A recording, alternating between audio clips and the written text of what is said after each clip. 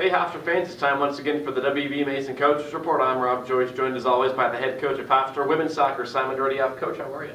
I'm good, yourself? I am good. Your team season ends last weekend, CAA semifinals. You fall 3-1 at James Madison against the Dukes. What are your thoughts on the game? Disappointed in the result. I thought it was a good game. I thought both teams played well. I thought there was a period in the end of the first half and the beginning of the second where we had 3 or 4 quality opportunities, and I think if we'd have scored one of those chances, which 90% of the time we would have, I think we would have gone on and won the game. But you've got to give JMU their testament. They battled hard, they counted well, and the sucker punched us on the corner kick, and from then on it was always going to be an uphill battle. So I can't complain really. In the first game against them a couple weeks back, they score 16 seconds in, you force a tie. This time they score a minute and a half in. How difficult is that on the road, on the Duke's home field, to try to come back so early in the game? Yeah, it's disappointing from our perspective to give that early a goal up. We spoke about it as well.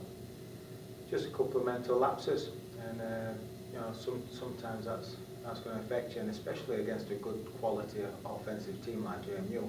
You can't slip up that early. They're going to make it count, and then you might as well give them a 1-goal start to begin the game. And in soccer, that's a tough battle to come back from. Granted, we did, and we gave ourselves every opportunity to win the game, but unfortunately, it's not meant to be. Looking at the season as kind of putting it in perspective now, Leah Galton, preseason player of the year. She wins player of the year. Is that a well-deserved honor for her? Yeah, she is the best player in the conference. We see it differently because we see it every day. So consistency is something she can improve upon. However, from a pure player's perspective, she is the best player in the conference. She is the best player in the region, to be honest. And she can play in multiple positions and do them equally as well. So it's good that we've got player of the year. It's good that we've got 2 more years with her.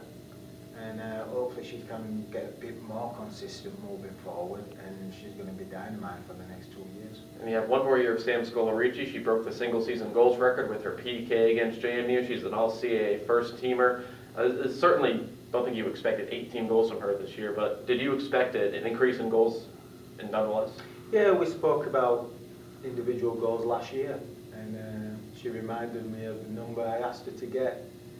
Quite embarrassing after what she's done this year. So she didn't surprise us. We always knew what she had in her ammunition, and she's a fantastic player. And she worked hard, and from a consistency basis, she gave everything she could, and consistently performed each and every game. So we hope that she can emulate this year. It's going to be a good challenge for her. 18 goals is a tremendous feat. It's taken 19 years for us to break that record, and we've played some really good teams doing it. So you've got to tip your hat off to Sam Scolarici. She's been tremendous all year. And Tara Kearns, all-CAA second team, or sometimes because she doesn't score as much as other people, she kind of gets lost in the mix. How happy are you for her? Yeah, she was probably the most disappointing one from our perspective for awards, because we felt she should be a first teamer. She's been the perfect student athlete, a tremendous academic record, a tremendous student athlete, just gives everything. She works hard, she's the first in, she's the last out.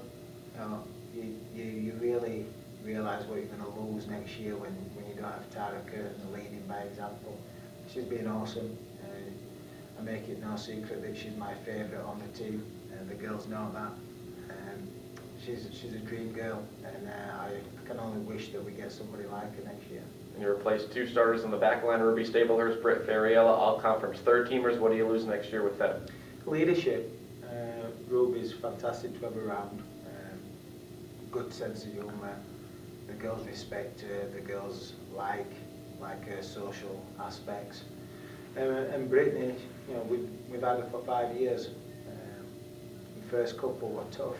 She'll be the first one to accept that, and we had some battles personality-wise, but she's matured tremendously. She's become a really quality person, and matured fantastically. And we're gonna lack her leadership. She's got a little bit of steel about her, a little bit of aggression, and she led by example, and she's a fantastic kid. What are you going to remember most about this senior class as a whole?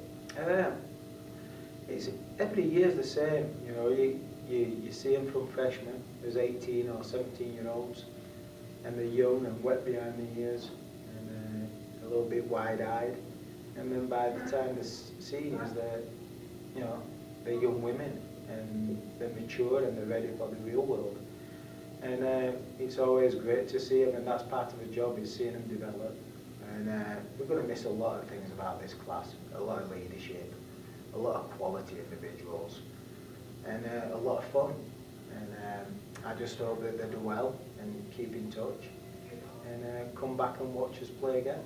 Next year you bring back 7, 8 starters. What do you look for now in the off-season, bringing back so many people? We've got to work hard. This year wasn't good enough. Our goals are always lofty, and they're there because we feel we can attain them.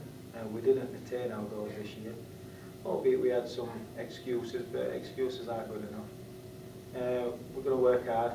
Got a good freshman class coming in, and we've got a really tough tough schedule for next year. So we're gonna have to be ready to compete. You finished 10, 6, and 3 on the year. The loss to JMU is still a bit right, but going forward, how are you going to look back on this season? Yeah, it's a solid season. It's where Hofstra should be on an average year. We want to get 12, 13 wins and 3 or 4 losses, especially with the conference schedule, especially with the schedule I try and get together.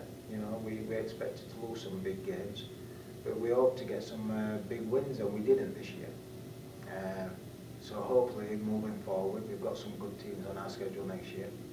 Hopefully we can cause a couple of upsets and springboard and get to where we need to be and where we want to be.